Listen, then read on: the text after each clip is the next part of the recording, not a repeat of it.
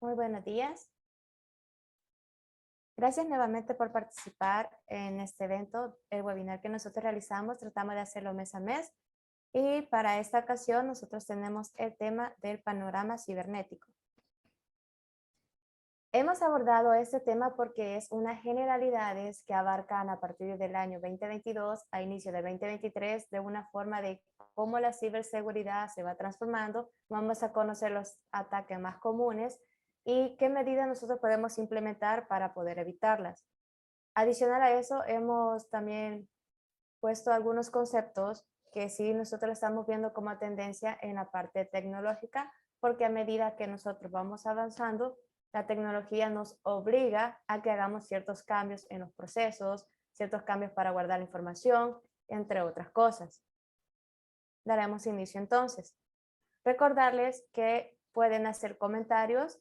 Posteriormente nosotros podemos darle respuesta o de igual manera se pueden contactar con nosotros a través de nuestras redes sociales si gusta que posteriormente hagamos otro tema. Iniciamos entonces con una pequeña introducción, el trabajo remoto, la digitalización de la sociedad y la naturaleza cada vez más en línea de nuestras vidas son oportunidades para los ciberdelincuentes. Hemos puesto este apartado porque, como les mencioné, en nuestra vida cotidiana ya hemos cambiado nuestra forma de trabajar. Probablemente antes era más en papel, más de máquina de escribir, etcétera, etcétera, o la mensajería. Ahora no, ahora necesitamos tener una respuesta inmediata hacia nuestros clientes porque eso es la diferencia que nos hace con la competencia, que tenga la calidad de servicio en un tiempo estimado y aceptable por el cliente. Eso nos obliga también a nosotros que internamente como empresa cambiamos nuestras herramientas. Si antes nosotros hacíamos reporte y teníamos que hacerlos impresos y después entregarlos a nuestros compañeros para cualquier operación que hacíamos, ahora lo tenemos que hacer a través de un correo electrónico. ¿Pero qué implica entonces?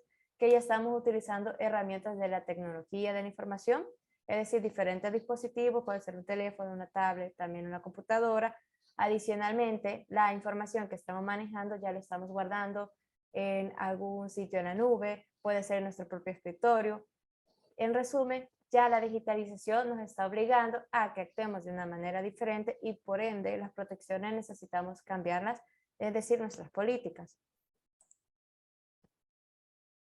A medida que la tecnología va evolucionando, las empresas e instituciones se tienen que enfrentar a nuevos desafíos de ciberseguridad. Les daré el siguiente ejemplo.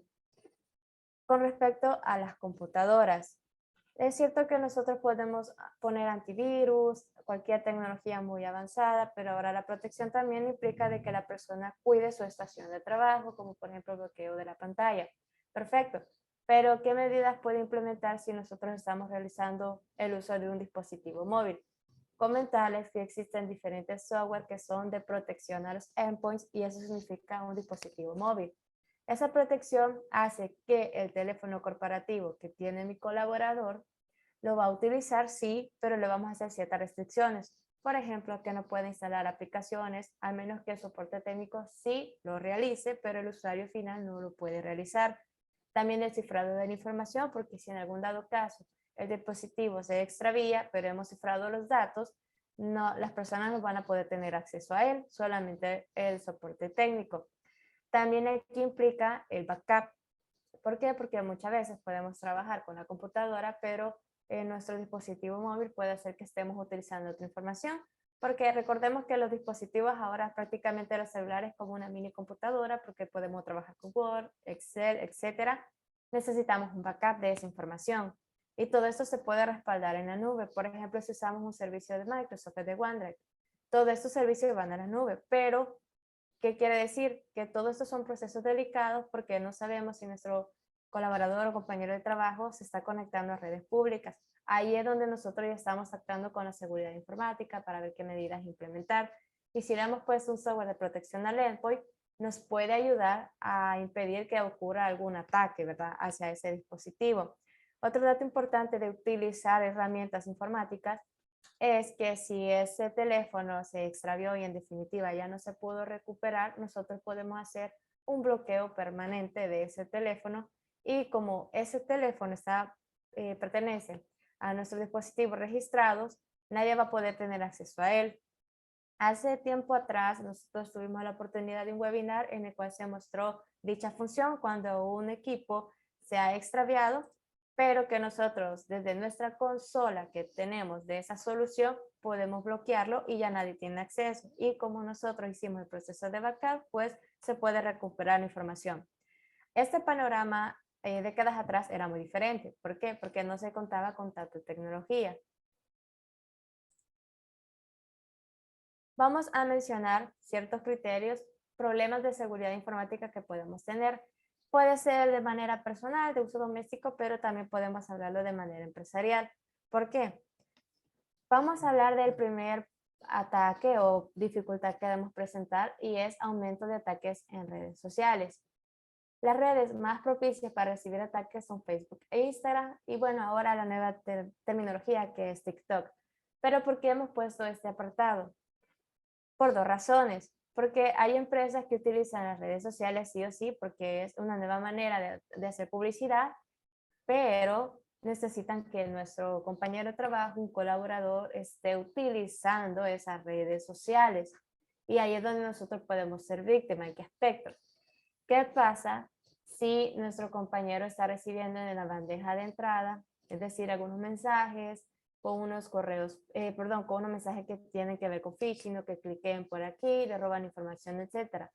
Por mucha seguridad que nosotros estemos respaldando en nuestras computadoras, que estemos invirtiendo, nosotros tenemos que capacitar también a nuestro personal. Y este punto aplica aquí en el ataque en las redes sociales. Porque si yo tengo las redes sociales corporativas, yo sé que tengo ciertos límites. Por ejemplo, la interacción con los usuarios, con los demás usuarios, con los demás perfiles. Si solamente es comercial, es aceptable, pero ya una interacción de mantener una comunicación personal ya implica un riesgo de algún robo de identidad. No sabemos si con el usuario que estamos hablando, pues de verdad es alguien que existe o solamente alguien que está suplantando la identidad. ¿Por qué? Porque a través, por ejemplo, de un chat que se esté realizando en Facebook o Instagram, se puede generar confianza porque ya tienen cierto tiempo de hablar y ahí es donde nosotros perdemos las credenciales porque puede hacer que ya con la confianza sea, mira, fíjate que yo encontré esta promoción, ¿crees que te gustaría verla? Le damos clic y ese enlace puede ser que nos roben los datos. Así que a través de las redes sociales como empresa podemos peligrar. ¿Por qué? Porque eso ya depende del uso que le esté dando nuestro compañero. Y aquí hacemos énfasis de las capacitaciones constantes de los diferentes ataques, por ejemplo el phishing, la suplantación de identidad, entre otros. Bueno, también aquí aplica el de ransomware, que recordemos que es el robo de la información, se cifra y tiene que pagar para poderla recuperar.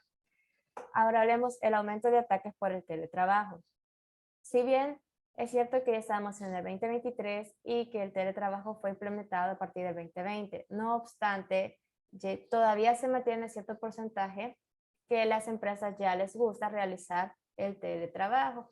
Trabajar de manera remota trae ventajas y desventajas para cada institución, pero la mayoría ya se estableció con el trabajo remoto. Eso implica ciertos riesgos y podemos hablarlo riesgo corporativo en el aspecto de que si yo le doy una computadora a mi colaborador, puede ser que esa computadora sí cuente con todas las herramientas necesarias, que tiene que una IP disfrazada para que no se conozca la IP propiamente de la computadora.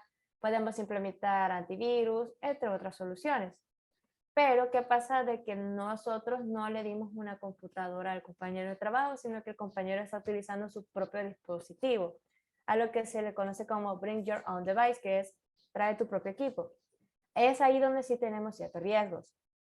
Aquí aplica la confianza que tenemos con los outsourcing, con los freelance, con esas personas que se dedican a realizar trabajo y nosotros los contratamos de manera momentánea por ciertos proyectos.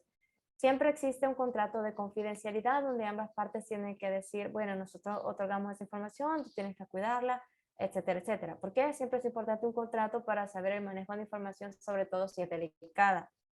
Pero con el teletrabajo nos estamos arriesgando a veces de que nos conectemos a ciertas redes Wi-Fi públicas. Eso puede ser tanto para una tercera persona que acabamos de contratar para un proyecto o internamente para nuestro compañero de trabajo, de que le dimos la computadora, pero no sabemos si está en la biblioteca, en el parque, en un restaurante, etcétera, realizando un trabajo. Así que como ya se sabe, como los cibercriminales saben de que las personas les gusta realizar trabajo remoto, siempre van a querer tener acceso a una de esas máquinas, porque saben que tener acceso a esas máquinas implicaría poder ver ciertos correos electrónicos, poder identificar a quienes poder atacar. Voy a hacer una observación acá. Muchas veces la primera víctima no es el objetivo final. Puede ser que un cibercriminal ya identificó a alguien que sea el área de ventas, por ejemplo, y pudo interactuar con esa persona y manda un correo con el cual puede robar la información como credenciales, etcétera, de esa persona. Pero puede hacer que realmente el cibercriminal quiera llegar un poco más arriba, escalando tal vez al área financiera. Pero lo primero que hizo fue involucrarse con el área de ventas. Ya consiguió un correo, un usuario, contraseña a través de ciertas herramientas que utilizan ellos de ingeniería social, y ya tiene, digamos que una brecha abierta, que es suplantar la identidad de esta persona que puede ser asesor de ventas. Al suplantar esta identidad, permite escalar. Es decir, puede ser que elabore un correo electrónico bien diseñado que pueda convencer al supervisor. Y así puede ir escalando. ¿Por qué? Porque va a llegar a tal punto que puede mandar un archivo adjunto a la víctima potencial y esa persona puede descargar ese archivo y se puede implementar algún malware en la computadora y pueda perder todo el acceso, o puede hacer que simplemente se cifre a través de ransomware. Pero si se va por el área de soporte y digamos que no tuvimos las medidas adecuadas con respecto al uso correcto del correo electrónico, puede ser que en el área de soporte lo que estamos buscando es tener acceso ya más allá, por ejemplo, a servidores, por ejemplo, toda la infraestructura de las redes, porque así es más factible saber la infraestructura de las redes para poder realizar ataques más personalizados. Pero todo esto se escucha muy largo, pero puede ser que inicie desde el teletrabajo. ¿Por qué? Porque desde un eslabón que nosotros no lo vimos, esa debilidad puede afectar en gran medida. Hablemos de los ataques en la nube. Cada vez las empresas están migrando a la nube y ahí están realizando sus actividades empresariales.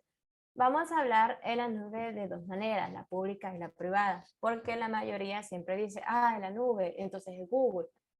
Puede ser OneDrive. Sí, podría ser, pero ¿qué pasa cuando nosotros guardamos información en nuestros servidores?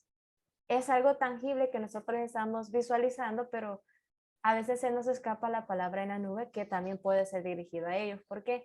Porque puede ser que el backup de nuestra información, tanto de nosotros como empresa como de los clientes, lo estemos guardando en dos sitios. Puede ser que los estemos guardando en la nube a través de un servicio que alquilamos de servicio en la nube de manera externa, pero también lo tenemos en los servidores, porque recordemos bien el proceso de backups, que siempre es bueno tenerlo en más de un sitio. Necesitamos tener cuidado con los servidores, saber qué medidas utilizar. Media les puedo mencionar ahorita porque más adelante hago énfasis, pero aquí se puede utilizar el factor de autenticación, es decir, del doble factor de autenticación, porque tenemos que asegurarnos de que si se consiguió algún usuario o contraseña, porque de verdad se escapó esa información, pero si la persona quiere atacar un servidor, que puede ser nuestro servicio en la nube, como les menciono, no va a poder acceder, porque puede ser que implementamos la medida de doble factor de autenticación y mientras le falte una parte para poder ingresar, no va a poder tener acceso.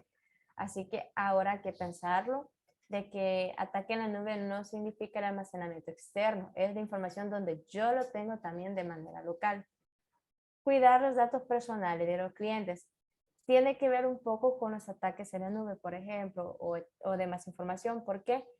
Porque nosotros, si un cliente ha confiado en nosotros para cualquier servicio que estamos ofertando, recordemos que tenemos información delicada en nuestra mano y se puede clasificar como información confidencial o restrictiva, y ahí depende del criterio de cada empresa, ¿verdad? Pero tenemos que cuidarlo. Les voy a mencionar un ejemplo que tal vez digan, wow, no sabía, o tal vez sí, pero no de esa manera. ¿Qué pasa si como un asesor de ventas, por ejemplo, está elaborando un correo electrónico con una información delicada, puede ser un presupuesto o algo, para un cliente, un potencial cliente, pero no se fijó que al momento de mandar el correo está mal escrito y la información no le llegó a la persona que queríamos, sino que le llegó a una tercera persona? Ese hecho que acabamos de hacer, que lo vemos a veces como inocente, y me equivoqué en una letra, bueno, lo reenviaré. ¿Qué pasa si ese correo al que nosotros le enviamos fue hacia una persona malintencionada? o independientemente de ese destinatario, nosotros ya hicimos una mala acción, que es que la información que el cliente confió en nosotros, nosotros se la dimos a alguien más. Eso ya es una brecha. El pilar de confidencialidad que pues lastimosamente no estamos cumpliendo y todo fue por un error, tal vez de un carácter, un guión, una letra, etcétera. Hay que ser muy cuidadosos con el envío del correo electrónico porque esa es información que se está jugando y eso no queda bien y recordemos que tenemos ciertas normas de ley del delito informático aquí en el país que también implica con eso, con el cuidado de la información de los clientes. Pero bueno, puede ser un reporte de ventas, pero ¿qué pasaría si es una información más delicada, con algún contrato? Bueno, recordemos que hay cierta información que se comparte y no, pero independientemente del impacto de la gravedad, lo importante es que no salga del cliente y nosotros como institución. Así que, ¿qué puedo hacer yo en esos casos? Siempre, si yo soy del área que tiene que mandar un correo con contacto directo al cliente, obviamente tengo que verificar mínimo 3 veces que el correo electrónico sea lo correcto o que el archivo que yo esté enviando es el correcto, porque puede ser que el correo sí esté bien, pero el archivo es información de otro cliente. Yo entiendo que en el área de ventas, si es voluminosa, existen ciertos errores, que los archivos se cruzan, cuando yo lo mandé en PDF no me fijé que el nombre él estaba cambiado, etcétera. Errores cotidianos que podemos ver como algo leve puede terminar en algo grave. Así que ahora hay que tener que considerar todos esos puntos porque al momento de elaborar una política tenemos que ver esos puntos ahora. Bueno, entonces ya hablé de manera general, pero quiero mencionarles algunos ejemplos de ataques. Esos son globales, no nos vamos a enfocar solamente en nuestro país. Es importante que conozcamos cómo estamos con nuestro alrededor. Voy a mencionar ejemplos de ransomware, que es lo que más se puede ver, explicar el término de ransomware por si es primera vez que se escucha. Ransomware es un malware, es decir, un software malicioso, que para atacar a la víctima hace tal vez algún archivo descargable, etcétera, pero tiene que ejecutarse algo en la computadora de la víctima y eso permite capturar la información, algún documento, carpetas enteras, el disco completo. Lo que hace es que toda esa información, todos esos archivos, lo va a cifrar. Cuando la persona quiere abrir, por ejemplo, algún documento de Word, no va a entender. Los caracteres que podemos ver de manera legible ya no van a ser legibles, van a ser un montón de caracteres totalmente diferentes. Es decir, algo que no podemos entender correctamente. ¿Por qué? Porque eso se le llama cifrado. Ok, pero ¿y entonces qué puedo hacer? Ransomware es algo que se cifra, pero que solamente se puede descifrar a través de la persona quien realizó este código. Pero para eso se pide un rescate. Es cierta cantidad que se va a pedir, pero normalmente se manda a una wallet y se pide a través de criptomonedas. ¿Por qué? Porque esa es una manera que el cibercriminal puede utilizar y que no existe un rastreo directo hacia la identidad de esta persona. Es muy importante que tengamos cuidado porque podemos decir, bueno, yo perdí mi información en mi computadora, la voy a renovar, pero ¿qué pasa si es información de la empresa? Pero bueno, ya les expliqué entonces qué ransomware significa cifrar información, pagar para que me la descifren y yo poder utilizar, pero mucha atención. No significa que porque yo pague, sí me van a devolver la información. He de estar pendiente de eso, que no es totalmente confiable el rescate. Bueno, digamos un ejemplo. En febrero, un ataque a 2 empresas afectó el procesamiento de pago en sistemas de cientos de gasolineras en el norte de Alemania. Bueno, eso pasa en Alemania, pero ¿cómo puede suceder? Puede ser que si alguna máquina central, es decir, una consola, tiene contacto con todas las computadoras con las cuales pueden realizar el uso del software y eso ha sido bloqueado, nadie va a poder tener acceso a él. Es importante ver cuando nosotros tenemos todo a través de una consola y que de esa dependen las demás infraestructuras. Porque si en este caso estamos cifrando un archivo muy importante o algo ejecutable muy importante que afecta a las demás, eso puede hacer que paralice la funcionalidad. Hay algo que se le llama disponibilidad. Ese es un pilar de la seguridad de la información que nosotros aquí en el país pues tenemos que estar alerta, que significa que los servicios siempre estén disponibles en el momento que el usuario lo necesite. Para este escenario, ese pilar pues se quebró, no se pudo utilizar y pues tuvieron cuantiosas pérdidas. En marzo, un ataque en Grecia contra el servicio de correo interrumpió temporalmente la entrega de correos e impactó el procesamiento de transacciones financieras. Eso también es muy importante.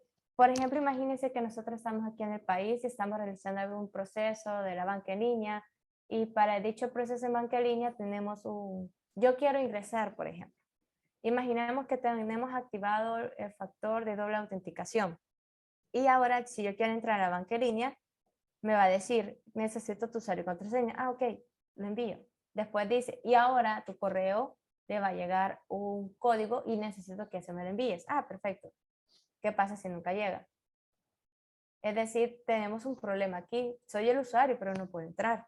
¿O qué pasaría si ahora soy de otro rubro, por ejemplo, y yo soy el encargado de hacer un envío de correos para darle por finalizado la venta, digamos, o un contrato? Es decir, yo hago mis confirmaciones de venta a través del correo electrónico y el cliente necesita ese correo para poder seguir ejecutando el proceso final, ya sea que necesita hacer el pago, etcétera, etcétera.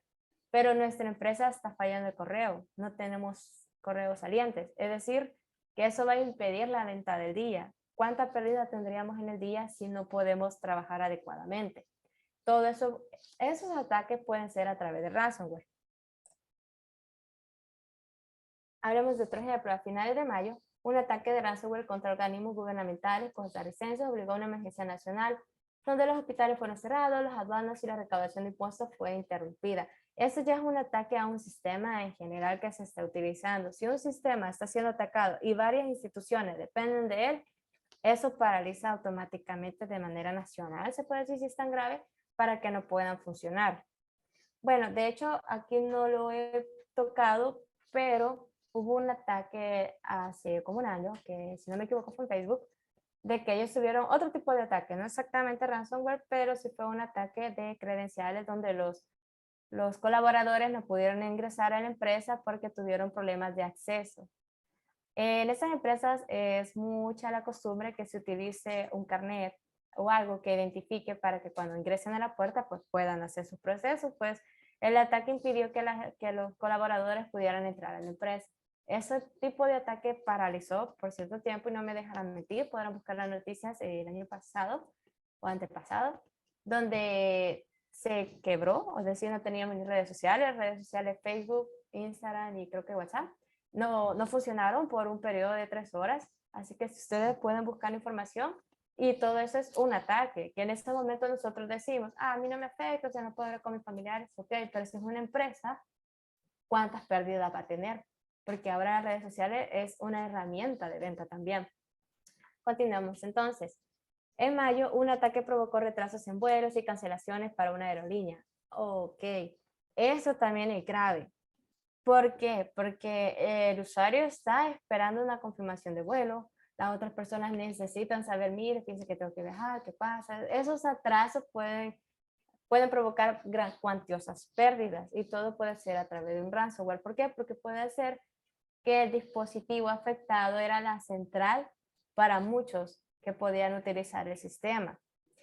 Yo creo que ustedes ya han escuchado cuando dicen, es que no me funciona el sistema, es que tenemos sistema caído, pero todo eso viene desde la central.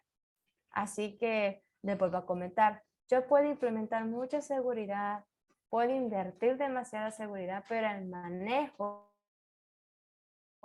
que nosotros como personas tenemos con los equipos afecta demasiado y podemos tener estos ataques, porque a veces son ataques causados de manera humana. ¿Por qué? Porque si yo recibí un correo y le di a aceptar, lo descargué, humanamente yo cometí el error, pero ese error me va a afectar a la seguridad informática y eso pues en gran escala pueden ocasionar estos 4 ejemplos que yo les he mencionado. Bueno, entonces ya hablé de ransomware, quiero hablar ahora de phishing, porque esto es tendencia, muchas personas ya lo han escuchado, yo sé que es un tema trillado, pero normalmente del phishing es que se derivan los otros malware que nosotros conocemos, pero en el phishing hay ciertas características que podemos mencionar y también ejemplos, por ejemplo, el clickbait. Clickbait es el email urgente que la mayoría ya hemos visto, que es, si quieres participar en esta rifa, da clic acá. Si quieres confirmar tus datos, da clic acá. A eso se le llama clickbait, que es urgente. Le pongo la palabra urgente porque normalmente tratan de presionar a la víctima a que tienes que hacerlo ya o de verdad vas a perder esa oportunidad o ya no puedes hacer nada. Características importantes cuando nosotros vemos un correo es la palabra urgente. Incluso dicen tienes 24 horas. Antes eran 48 horas, pero ahora dicen tienes 24 horas únicamente para poder actualizar esta información. Respuesta urgente, necesidad urgente. Eso se refiere a que hay una suplantación de identidad y se hacen pasar por alguien de un cargo mayor. Es como les comentaba anteriormente, que si a través del teletrabajo una víctima pues reveló sus credenciales de usuario y contraseña, pues el cibercriminal ya conoce a esta persona y ya pudo escalar y ya tuvo acceso a un supervisor, por ejemplo, y ahora puede hacerse pasar por ese supervisor y ya empieza a hacer el envío masivo. Esas personas cibercriminales que déjenme decirle que sí invierten muy bien el tiempo y pueden estudiar bastante bien a la víctima de sus empresas como para identificar las áreas y identificar los colaboradores de estas áreas, por ejemplo, de venta. Si yo soy un supervisor, es muy dudoso que mi asesor de venta dude de mi correo electrónico y yo le estoy mandando a todos los de la sala de venta un correo que diga a través de este Excel van a saber ahora los nuevos horarios de la siguiente semana o del siguiente mes, por ejemplo. Por favor, descárguelo. ¿Cómo? Mi correo viene de un supervisor. Eso va a ser la confianza a los asesores de venta de esa sucursal y lo van a descargar. Al descargarlo, puede ser que ya venga algún malware y eso afecte la sucursal, pero no sabemos si eso va a afectar después a manera centralizada a las demás sucursales. Entonces, necesidad urgente se refiere a eso, pero tiene que crearles el escenario. Por ejemplo, ya finalizando el mes, es como que miren, urgente, por favor vean los cambios de horarios que va a haber para el siguiente mes. O sea, y el correo lo tienen que mandar como un día, 2 días antes que finalice el mes porque tiene que ser creíble. A eso se le llama necesidad urgente, que obligan a que la persona haga la descarga porque tiene poco tiempo para poderla validar. Contacto personalizado en la ingeniería social. Aquí es una mezcla de muchas técnicas, de muchas maneras en que las personas pueden acercarse. Por ejemplo, si yo estuve chateando en redes sociales y en eso me di cuenta de que pues sí, la empresa me estaba teniendo bien, pero pude saber quién era mi asesor de ventas, tuvimos confianza, ya él le empieza a mandar correitos, pero no le voy a mandar correo con el perfil que me conoce en Facebook, sino que me hago pasar una agencia de viaje, me hago pasar porque estoy vendiendo un auto, una moto, etcétera. Ya es un contacto personalizado porque yo ya sé quién es la persona, sé qué es lo que le gusta y a través de eso es como que si tú quieres ganarte este vuelo o esta promoción para que viajes a Bogotá, pues da clic aquí, solo ingresas estos datos. Eso ya es ingeniería social porque primero trabajé en la víctima, supe sus gustos y ahora lo voy a hacer personalizado. El correo electrónico ya tiene que ver con el tema que más le interesa a la persona. Esconderse en lo rutinario es una suplantación de perfiles, pero aquí mayormente le tienen que apuntar a soporte técnico. Una de las metas que a veces tienen los cibercriminales es identificar el correo principal del área de soporte de manera interna, porque necesitan hacerle creer a la víctima la rutina de que nosotros necesitamos hacer un cambio en esta plataforma, como tú ya sabes, ¿verdad? Estamos usando esta plataforma para hacer las transacciones. Pero para eso tenemos que actualizar otra vez el usuario y contraseña. Por favor, aquí en este correo, solo dale clic aquí en ese enlace y danos por favor urgentemente tu usuario y contraseña porque hoy mismo tiene que estar actualizada la plataforma porque tú ya sabes, ¿verdad? Que eso atrasa el proceso. Eso, aparte de ser ingeniería social porque está bien personalizado, estamos suplantando el área de soporte técnico y lo rutinario es el sistema que nosotros utilizamos, ya sea para la venta, para los informes financieros, etcétera. A eso se le llama suplantación de perfiles escondiéndose en lo rutinario, porque no voy a dudar del soporte técnico. Yo ya sé que constantemente me dicen vamos a hacer un mantenimiento, necesitamos hacer estos cambios, pero la alerta ahí es para qué quiere mi usuario y contraseña. De hecho, cuando a mí se me bloquea mi usuario y contraseña, yo tengo que llamar al soporte técnico, porque ellos me tienen que decir, ok, te lo voy a restablecer por defecto. Y no me dejarán mentir si han tenido esa oportunidad de que se les ha bloqueado, que nosotros llamamos para que ellos nos lo den. Entonces aquí lo irónico sería, ¿por qué en este correo a mí me lo piden?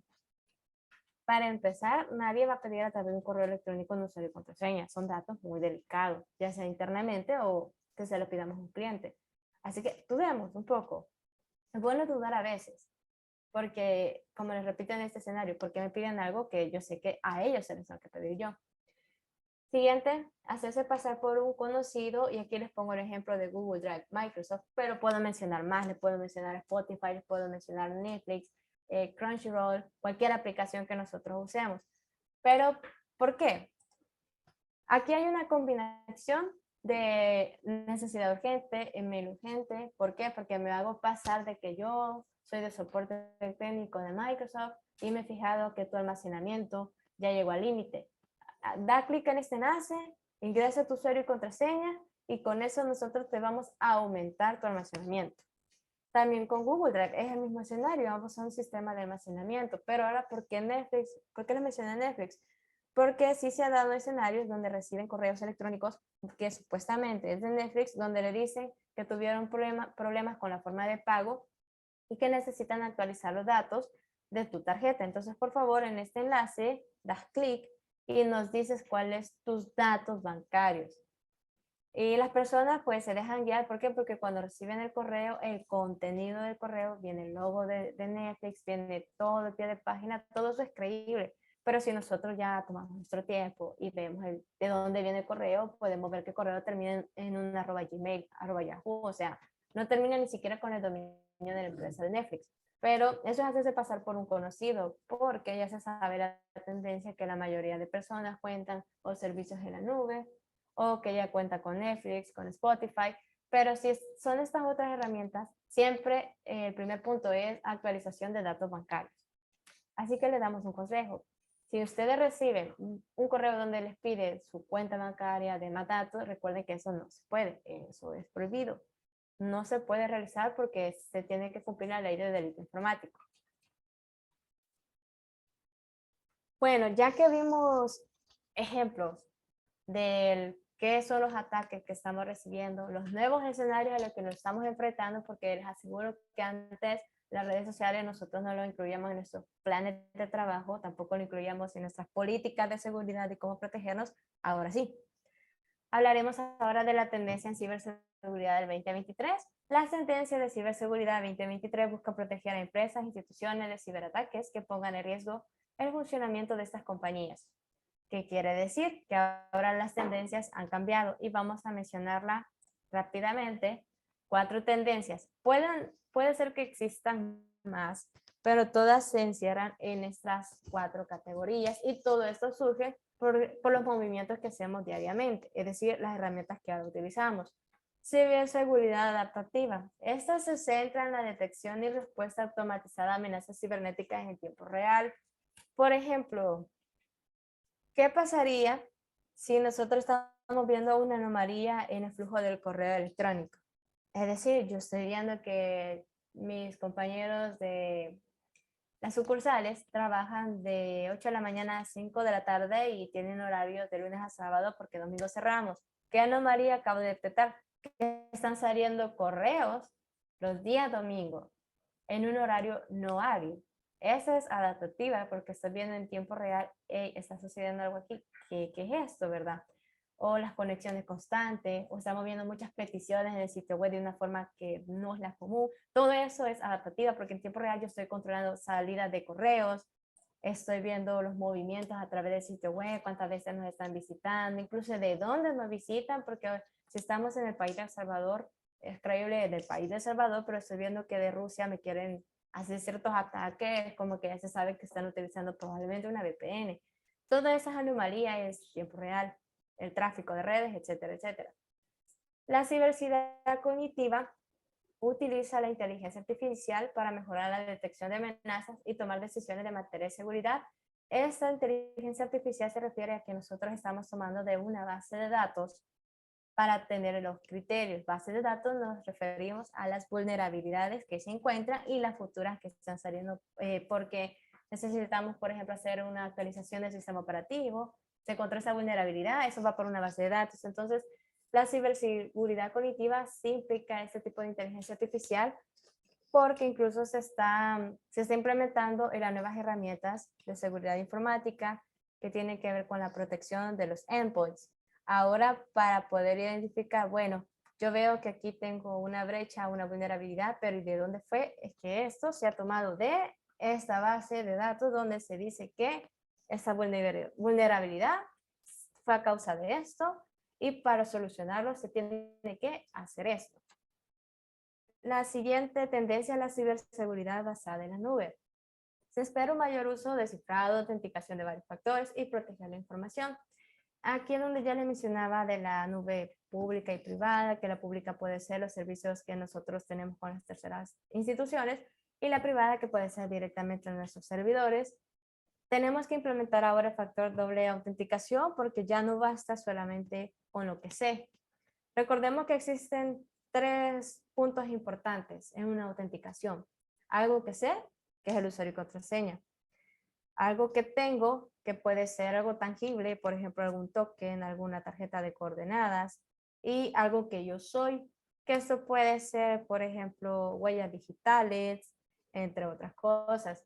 Así que, así como lo podamos implementar para los accesos en los pasillos, es decir, acceso físico, también se puede hacer en la nube, pero aquí más que todo se hace con algo que tenemos, es decir, algún token o algo que nos llegue al correo electrónico y pues obviamente algo que sabemos que es el usuario y la contraseña. Yo sé que cuando decimos ciberseguridad en la nube siempre hacemos énfasis en lo externo, pero sí, por favor, a través de estas tendencias tenemos que ver ya lo interno, ¿verdad? Cómo vamos a estar manejando los servidores. Ciberseguridad en Internet de las cosas. Esto se menciona porque la tendencia ahora es el trabajo remoto. Ya estábamos acostumbrados a utilizar la computadora, a utilizar un tablet, a utilizar un teléfono, pero no las 3 cosas en una para poder realizar una sola cosa. Eso es la comunicación que tienen entre los dispositivos. Así que aunque nosotros usemos un dispositivo que es de uso personal, pero tenemos información corporativa, ya tenemos que saber qué tipo de medida implementar. No siempre es bueno de que el colaborador utilice sus dispositivos personales. ¿Por qué? Porque puede ser que la computadora no solamente la use él o ella, sino que algún familiar. Y si el familiar utiliza la computadora para jugar y no se sabe qué tipo de archivos están descargando, qué es lo que puede infectar. Recordemos que existen malware de espía que pueden estar detectando qué es lo que yo estoy haciendo. También de los keylogger, que es decir, que identifican qué es lo que hacemos en el teclado. Pues bueno, de uso personal puede haber una pérdida, pero si mi computadora yo lo estoy utilizando con información de empresa, la pérdida puede ser cuantiosa. Así que unas medidas que podemos implementar también es adquirir alguna solución para endpoints, como les mencioné, de poder implementar en el teléfono, donde nosotros podemos poner ciertas restricciones, por ejemplo, que no tenga acceso a ciertas aplicaciones, que la persona no pueda desinstalar esto, que no pueda instalar tampoco esto, limitarles también en la red de Wi-Fi, donde sí puede tener acceso, donde no puede tener acceso, donde nosotros cifremos la información, donde nosotros tengamos un backup, donde nosotros podamos bloquear por si se pierde el dispositivo y si en dado caso de verdad no se pudo recuperar, pues con el bloqueo ya sabemos que queda de manera permanente.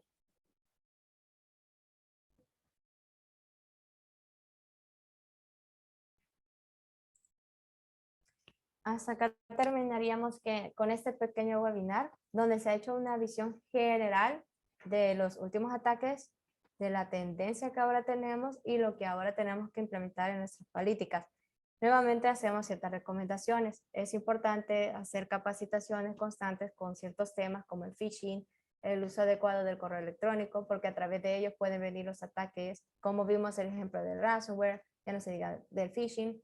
Es importante también hacer las mejoras a nuestras políticas, también en la adquisición de nuestros productos con la protección de los endpoints, porque no solamente es el antivirus que se usa en la computadora, sino que el teléfono es una herramienta muy utilizada y si es posible y tenemos esa capacidad de adquirir un teléfono corporativo para darle a nuestros colaboradores, ahí nosotros tenemos que instalarle ese software, que normalmente son desde consola, es decir, no es necesario que vayan equipo por equipo para poder realizar alguna configuración, sino que viene el departamento técnico desde la consola, solamente identifica el teléfono que está registrado, le va a dar clic y a través del sistema pues solamente hace las modificaciones de qué puede y qué no puede aceptar. Y bueno, quedamos abiertos para cualquier pregunta que deseen realizar a través de las redes sociales siempre nos pueden contactar con el correo electrónico y siempre nos pueden mencionar qué tipo de temas les gustaría para que nosotros podamos compartir con ustedes.